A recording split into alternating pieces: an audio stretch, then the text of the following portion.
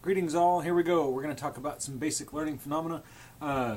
This stuff ties in with the relevant chapter in your book, as you might imagine. So here we go. I'm going to kind of cruise through some of this. Some of it we may have already discussed, some of it we may have not. Hopefully you've already read the material, because I'm not going to go over every detail of the book, and that'll be kind of the standard for these types of video lectures. So let's move forward. So, not such a blank slate. When you think about John Locke and the empiricists, the British empiricists, they argued that all behavior was a blank slate, right? You're a blank slate, and then everything that you have is kind of written onto that. Well, that's not quite the case, because first off, we're not without limits, right? There's a finite limit as to what you can do. You know, for example, I'm not going to be able to learn to hold my breath for 25 minutes. Now, I'm a human, and I can learn how to use scuba equipment. I suppose I could even learn to invent better scuba equipment. But generally speaking, our behavior is not without limits. That's not entirely fixed either. In other words, we can modify things, right? Lots of different things. We can even modify reflexes. We can arrange for contingencies to modify our own behavior. We can modify other people's behavior. And we'll talk about all this stuff as we go. To put it in the context of today, in a sense, that we have a firmware, all right? That means that your program, your brain, is wired to accept stuff, right? So it's wired to accept experiences. It's wired to connect those experiences, link them together, right? And that's that process that in the past, British associationists or British empiricists were also associationists. They talked about that association process. Now, we could get into the philosophy of why that associationism is not the right term, but on the surface, it's an okay term. You dig into it a little bit, it gets to be problematic. But we as humans tend to form associations between event A and event B. We link those up together. But it's not an active process. It's not something you decide to do. This happens without your knowledge. It happens deeper in the brain than you're aware of, so to speak. So it's just happening quickly. And that's okay. That's a good thing. And it keeps you alive. And we'll talk a little bit about why that keeps you alive later. Right? Excuse me. Much like this hand-carved rooster, right? The firmware there is that it had to be a particular shape, right? That branch, before it was carved, was a branch, right? But without that particular shape, of that particular branch, you wouldn't be able to get that hand-carved rooster out of it. It's a cool little thing. It's kind of fun. They only take about 15 minutes to do. They're really cute. Anyway, so think of your brain as, in a sense, that branch, right? It's put together in a particular way. Then you can do stuff with that particular thing, right? In this case, we took a branch, turned it into a rooster. I didn't do it. I got the picture on the internet somewhere. So, anyway, elicited behavior. Elicited behavior. Elicited behavior is behavior that's pulled out of you, right? So it's elicited, right? Your reaction is elicited, right? Not illicit, as in illegal behavior, but elicited. So it means a stimulus basically caused the behavior to happen, right? So in other words, what do you have in common with this cute little thing, which is a microscopic view of something? I forget now what that was a picture of. I probably typed in paramecia, and this funky picture came up. I don't even think it's an accurate picture, but it's an artist's interpretation of one on a microscopic level. So anyway, basically what you have in common with this thing is that it responds to its environment, and it has reflexes, and it can modify those reflexes. In other words, it can learn. And it learns in the same way that you learn in terms of modification of reflexes, right? So you can take a little blunt probe. Now, this pen isn't very blunt, but you get the idea. Get the blunt probe, and you can touch it, and it goes, and it reacts. And you touch it, and it goes, it reacts. And then eventually, as the pen is coming at it, it goes, before the pen comes at it, right? So it can modify its behavior, right? Is it actively doing it? Is like their brain, they're going, oh, I need to be right. No, all right? It just happens. And it's the same way with you. And the same way with me, and the same way with all the people on the wall and the pictures back there, all right? Or any animal that may show up in the office. There's pictures of animals over here. So anyway, we all learn in that same basic fashion. Okay? So here's a little bit of a better definition of elicited behavior. We've got responses that are the result of stimuli, right, in our environment. As you can see, the stimulus has the power, right? So the stimulus pulls out the response in you. Elicits, right? So the stimulus happens, you go react to that. If you blow a puff of air into my eyes, I'm going to blink, right? If you shine a bright light in my eyes, I'm going to wince, right? I'm going to look away, Okay, those are your reflexes, right? So reflexes qualify as elicited behavior, as you might imagine the reflex, right? Eye blanks, withdrawal, right? The withdrawal symptoms that may happen, sometimes those are reflexes. Withdrawing from an object. I guess that's the term I was thinking about. So you touch something hot. Sorry, you can't really see that. You touch something hot, and woo! You react. Your hand withdraws from that. So that is a particular type of reflex. Salivation with a cute little baby, of course. That's not my baby. Picture from the internet. Anyway, you can see the salivation happening. I don't know if it comes through really well in the video, but she drew a happy baby, just drooling away, right? And that's a type of reflex. If I present a food odor to you, or even I would give you a visual of food. Ooh, I could do it right now. I've got some great food in here. Now, do not pick on me for my eating habits. They're horrific, I understand, but they're highly reinforcing. Pringles. Some of you, at this point, I'm going to get even closer. Pringles, right? Some of you at this point are salivating. Some of you are puking. But my guess is most of you are salivating. And I have one thing to add to this. If you put caviar on Pringles, you will be surprised how good it is. And don't ask how I know that. Actually, you can ask. I might not answer. It has to do with Afghanistan and the fact that we didn't have any good chips. We had Pringles. And we had caviar. Anyway. And alcohol. We'll deal with all that stuff later. All right, back to the reflex. All right, here we go. Eliciting stimuli. So the stimulus elicits the response, and pew, out it comes, right? In reality, it's not one single stimulus, it's a class of stimuli, right? So there's a lot of ways to puff air into my eye. A piece of paper here, I'm going to puff some air into my eye in one way, and I blink, right? You could sit there with a turkey-based drink, squish, squish, squish, squish, and I would blink, right? It's all a class of stimuli, puff of air. It doesn't have to be the same kind of air. It doesn't have to be the same temperature air. It doesn't have to be the same color air. It doesn't have to be air, just stuff blown into your eyes, right? And then you'll react to that. So it's a class of stimuli. So something blowing at you will then cause your eyes to blink. We're getting dust in it, things like that. That is associated with a corresponding response. Okay? Now here's the thing. The way the reflex works is that you've got a stimulus and response. The response, in order for it to be a reflex, needs to not really be happening very often without the stimulus present. What a wishy-washy way to say that. Basically, the point is that these responses, like blinking your eyes, all right, I can do that without the eliciting stimulus present. But it's often not going, more often than not, it's not going to be the case. I'm only going to blink my eyes when a couple of things happen. When I need to moisten my eyeballs, I guess, my brain detects that. Or when there's a puff of air to it. So that's one of those important things about the reflex, is that those two things are tied together really, really closely. Right? Of course, we can talk about all the sensory neurons and the motor neurons, afferent neurons, blah, blah, blah, blah, blah, all that fun stuff, right? So you get the sensory neuron, picks up the stimulus, and motor neuron, the stimulus bounces around the body. Sometimes it just goes through an inner neuron before the signal gets to the brain. Sometimes it goes all the way up to the brain and then back down. All depends on what type of reflex you're talking about beyond the scope of this course. I guess I have interneuron on here. I should probably put that up there. So again, sensory neuron picks up the signal. So if I touch something hot, right? Touch something hot with my fingers, a hot pad or something like that, and zip my hand back. Well, the first thing that's going to happen with that particular case is that the signal is going to go up my arm, right? So up the neurons, up my arm, and it's going to get up into my spinal cord. And then when it gets up into my spinal cord, it's actually going to make a quick jump and jump right over to the motor neuron. That jump is done through what's called the interneuron, right? So boop, jumps across into the interneuron and right back down. My brain didn't even receive the signal that it's hot before my hand pulls off. That's a cool thing about a reflex, right?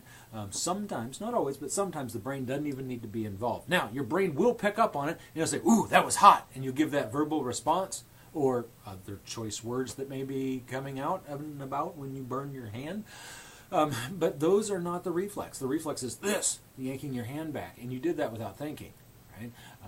And your brain then interprets that you've got something hot, because the signal's still going up there. But in order to keep your skin intact, you have the reflex happen quicker by using that interneuron. Right? So it shortens the reflex arc, if you will. So those three things, the sensor neuron, the motor neuron, the interneuron, and all sorts of other things involved, if we really get detailed, those form the reflex arc. But those are your three basics. Okay? So that's the reflex. We're going to look at reflexes in a little more detail as we go over the next chapters in the book. The first thing that we're going to look at is a type of reflex called a modal action pattern. Right? So MAPs are, well, let me try that again. MAPs are modal action patterns. I personally refer to these things as fixed action patterns because that's the way I learned them.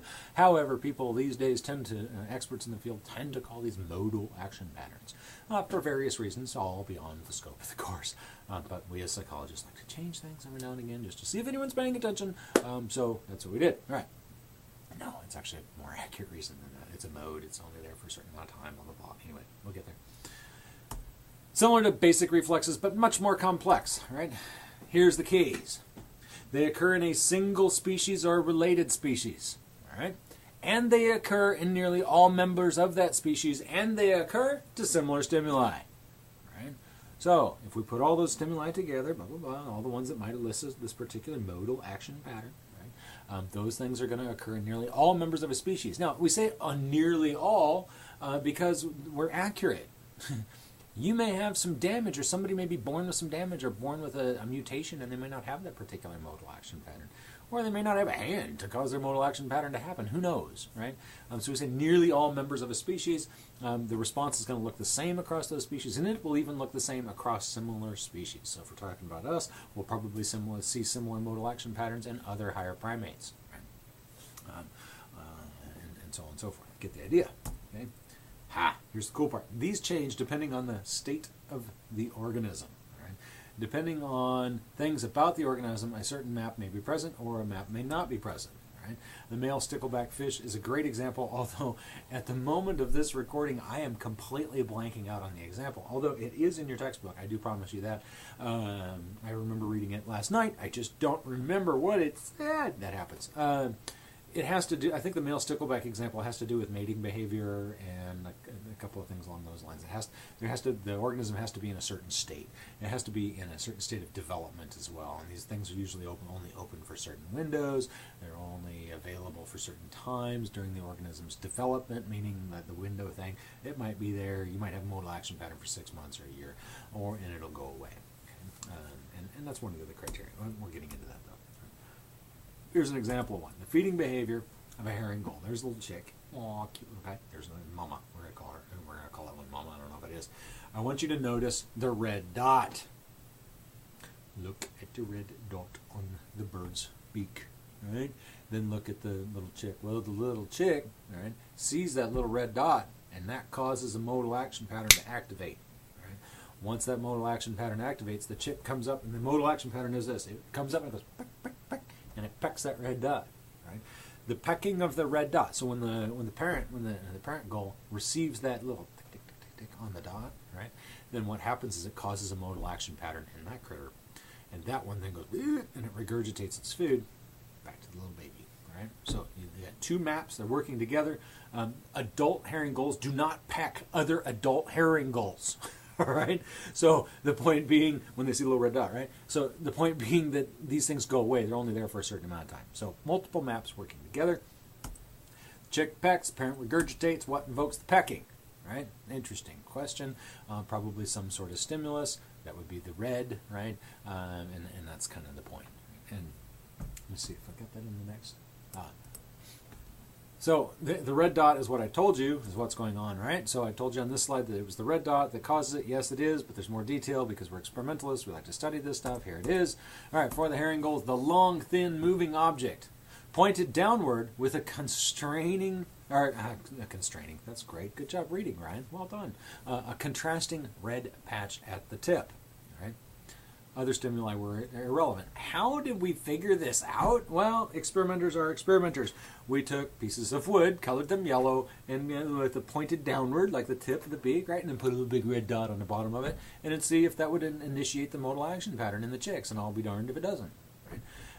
So then they varied that a lot to the point where they figured out what stimuli it was that was important, and it was the stimuli that were listed in the point above that one. So it has to be long. So it's got to be long. It's got to be thin. It's got to be moving, right? And it's got to be pointed downward, right? Which makes sense, right? It's pointed downward because that's the bottom of the. You couldn't see that. The bottom of the beak there is pointed slightly downward, and it has to have a red patch. And it doesn't matter. Anything else doesn't matter. As long as you've got that, you can initiate that modal action pattern in the herring gull chick. Sounds a little weird, but it works. Right? That's the nature of of reflexes, is that if you get the stimulus right, you can produce the reflex. It doesn't have to be an exact copy of what's originally tied into. You know, it doesn't have to be an exact copy of the peak, just something close enough. So we've explored what those are. Sign stimuli. I'm trying to think if we want to cover that one too much. I don't want to cover that too much in here. I can talk about it for days. All right. So read your book on the sign stimuli stuff, talking about what that really means and how it's a particular signal. A supernormal stimulus, kind of fun to talk about. Basically, if I put this herring gull next to its chick and then I take a bigger homemade fake beak, all right, as long as it's bigger and more intense and more contrasting and brighter red, you're getting the idea here, than the original parent's beak, then what's going to happen is the chick will go after that one, the fake one, rather than the big one. There's some other examples in your textbook as well about supernormal stimuli, and there's some fun videos that you might be able to catch online. But kind of one of the classic examples is the traditional egg, right, from a bird, and of course they incubate that egg. Well, if you take a bigger egg painted the same as this one, as the original egg, even though it's fake, it's made out of wood or plastic or whatever, the parent bird will sit on top of it and try to incubate it, because the egg itself and the visual stimulus of the egg produces a modal action pattern. So much for parenting instinct. It is, in that case, it is simply a reflex. All right. So the reflex happens in this case if you use a stimulus that's more intense, supernormal, as you will, then that will cause the modal reaction pattern as well, but it will cause it to go towards that particular stimulus, not its own egg. It will sit there and cover up a wooden egg forever, basically, until you take it away. It's kind of weird, right? But that's we had to figure it out somehow. So that's how we did it. Humans have these too. Now, I'm going to warn you right now, before I go any further, this is a graphic image. If you do not want to see a graphic image, and I don't mean sexually graphic, I mean this is visually graphic in terms of what it represents and where the photo was taken and things. So if you don't want to see that, skip this slide and just know that PTSD, there's an argument that maybe PTSD is a modal action pattern. Right? There are lots of modal action patterns in humans, specifically, the rooting reflex. If I do this, and the baby turns towards that, in an infant, mind you. So if I do this and the baby turns towards that's a rooting reflex. You got the grasping reflex in an infant. So if I touch the hand on an infant, they grasp. Okay, so that's the grasping reflex. Those are modal action patterns. There's some others, but those are some important ones. Language development may be a modal action pattern. We're not sure yet, because there seems to be certain windows where you're hypersensitive to learning language, or where humans are hypersensitive to that. So that might be a modal action pattern. They're not completely sure. That would kind of partially resolve the Skinner versus Chomsky debate, if you're familiar with that. That's kind of one of the ways that some people have tried to reconcile those folks. Anyway, PTSD is another one. So here we go.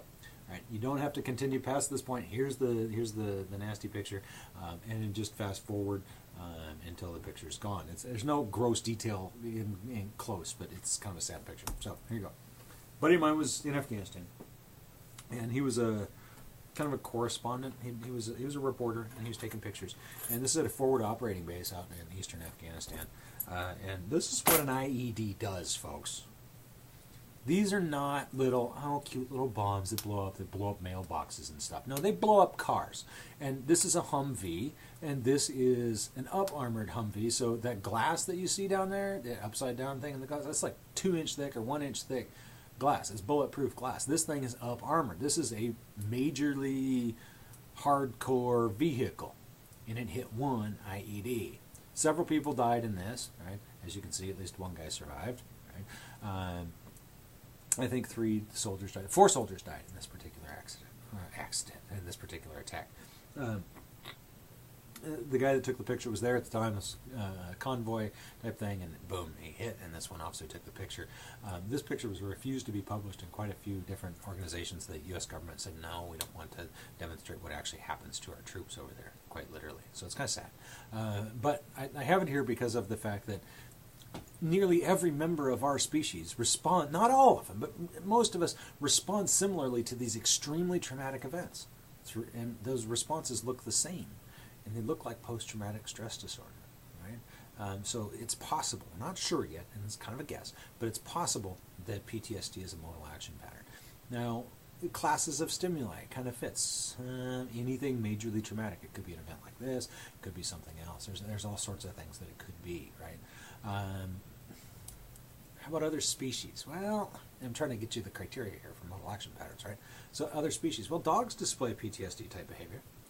When they go through war actions and things like that, they end up burning out, if you will, and looking depressed and engaging in similar behaviors that humans engage in. So maybe it is a modal action pattern. We're not sure. It would sure help if we knew a little bit, because then we could kind of focus our treatments on those types of things, and we could understand when this is going to happen. We can't really stop a modal action pattern, but you might be able to understand a bit more about it. So anyway, that's enough of those. Let's move on. Talk about something slightly different. This is getting through the different reflexes here, so we're going to look at another type of automatic response or elicited response called habituation. Habituation is cool. It's about kind of the first thing where you see reflexes changing. Now, I know some of you are going, well, I saw the reflexes change with the modal action pattern. Well, that's more like they ended. They begin and they end at a certain window, right? So a modal action pattern wasn't there on a particular day, and the next week it was, and then 5 years later that modal action pattern goes away, right? That's the maturation, right? So we're talking about the reflex itself. Right? So reflexes themselves will actually change. This is the most basic learning response out there. You don't get anything more basic than this in terms of learning.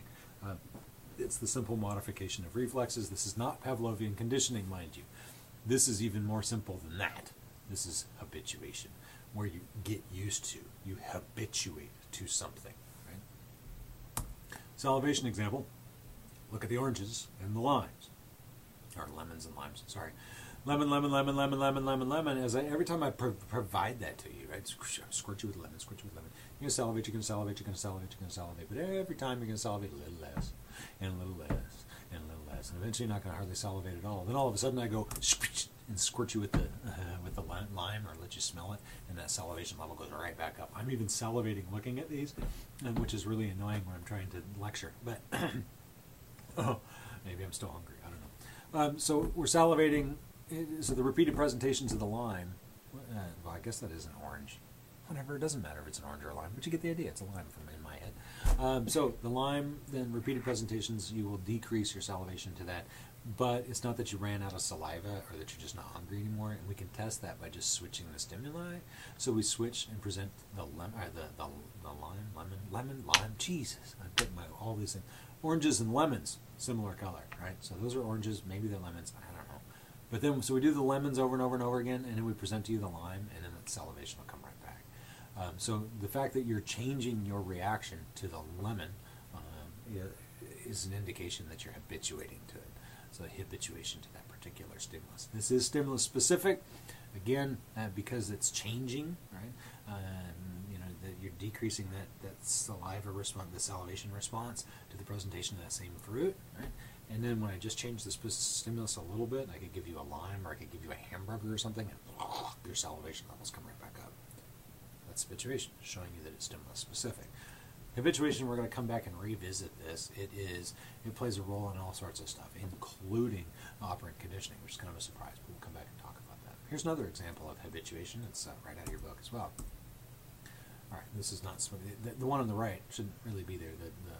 You'll see. So the left one, this is a study. Your book covers it in detail, and I think there's even a test question or two on this.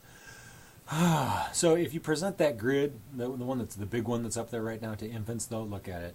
You present it again, and they'll look at it for less amount of time. You present it again, they'll decrease. So with each repeated presentation, they decrease the amount of time that they look at that particular stimulus.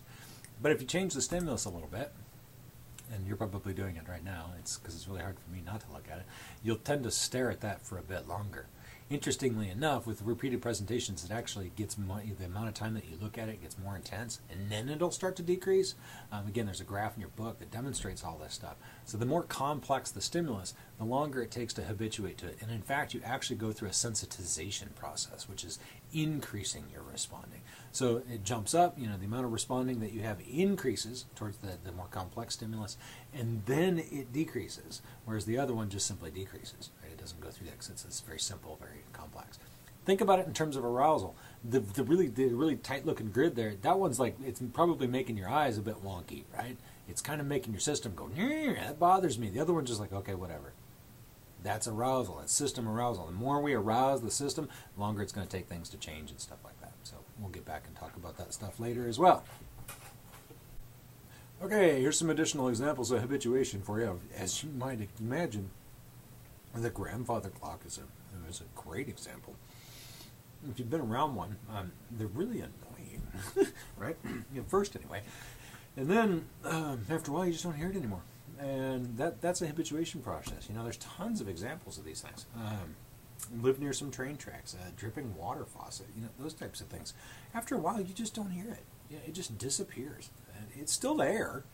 And if you focus on it, you can attend to it. You know, you can direct your attention and then hear the clock again, that sort of thing. So, spontaneous recovery will happen here on occasion. Spontaneous recovery is where the response just jumps right back. Okay, where all of a sudden you can hear the grandfather clock again. This isn't as much to do with time as it has to do with other experiences and things, but your book covers a little bit about that. But spontaneous recovery is just the jumping back of the response, right, that had once been, you know, habituated away, if you will. Right? What affects this? You know, the frequency of the stimuli presentation, the rate of the stimulus presentation. So if I present it to you over and over and over and over and over again, very fast, just constantly going after it, you're going to habituate pretty quick. If it's just every once in a while, you're not going to habituate as fast. You need a lot of repeated exposures in order for this to happen. Okay? So there's lots of factors that affect habituation. There's more than what I'm covering here. Excuse me. Just know that it's a pretty cool process, and it happens on pretty much every species out there. Sensitization, kind of the opposite thing here, increasing and response intensity. It's all about arousal, right? In the arousal, like system-wide arousal, not anything naughty now, hey. So the point being that this picture, if it was dark out, this is gonna be, you're gonna be sensitized. Anything you hear, like that cat in the bottom left corner there, when you hear it flip its tail, then you're going to probably jump a foot because it's dark, it's a scary alley, you can't see all the way down it, there's these stairs and so on and so forth. If the lights were on, guess what? No big, or if it was bright out, no big deal. If the cat flipping its tail wouldn't bother you too much. You're not as aroused, right? It has to do with that quietness. You know, it's just everything is just silent.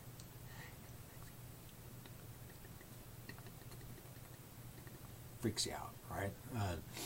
So that's because your system is hyper aroused because of the darkness. You're aware of more things because it could be a dangerous situation. So then all of a sudden the cat runs, you freak out, right?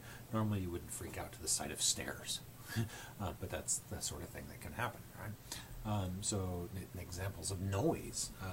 How many of you are driving around a car and all of a sudden you're looking for something, you're trying to find a parking spot, and you're cruising around looking for the parking spot, damn, I can't find one, so you turn down the radio. Right? Doesn't seem to make any sense. You're looking for a parking spot and you turn down the radio. Hello? Why? Because you're over aroused. Your system is hyper aroused and you're like, you're jumping around like this and you're looking for parking lots or parking spots. Right? So you turn down the noise to calm your system down so you're not all jumpy. Okay? So that's what we mean by sensitization. And of course, the dark alley, we just went there. Romance. Guys, you can use this to your benefit. A romantic dinner is not McDonald's. Okay, a romantic dinner involves a lot of nice cooking and preparation and cleaning. Right? Clean. Make sure it's clean. All right. Clean your house. Clean your kitchen. Vacuums are easy to use. I promise. There's a switch, and you just push them back and forth.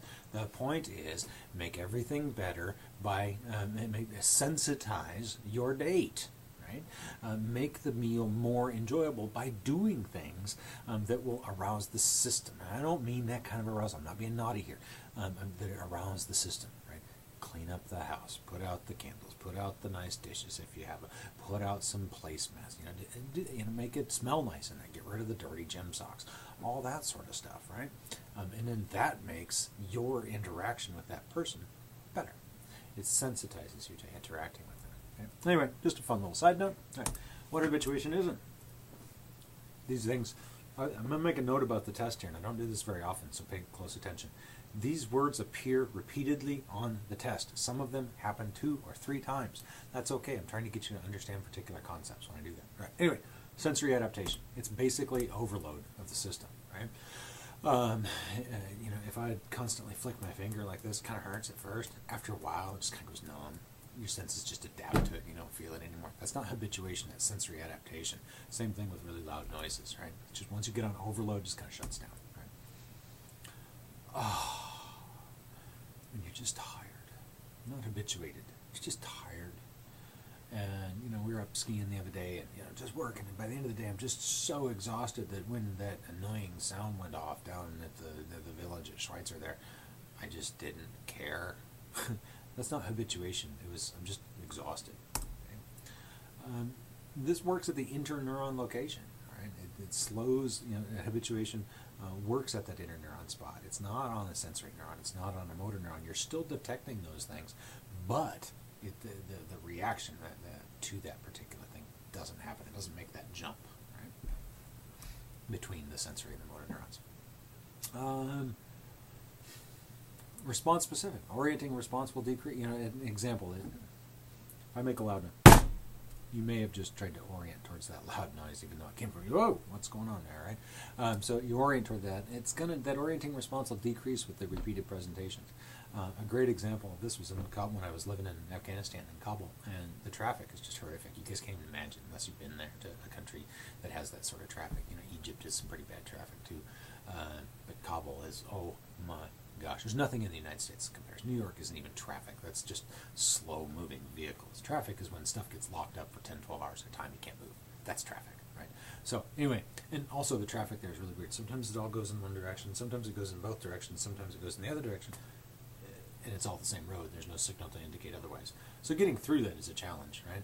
So eventually you habituate. You just don't pay attention to all the crap going on around you. So it is response specific. So there's a car getting, oh my gosh, all these things are going to hit me. That just eventually decreases. It's like, all right, it's all good. If somebody hits me, I'm just going to cruise across the street.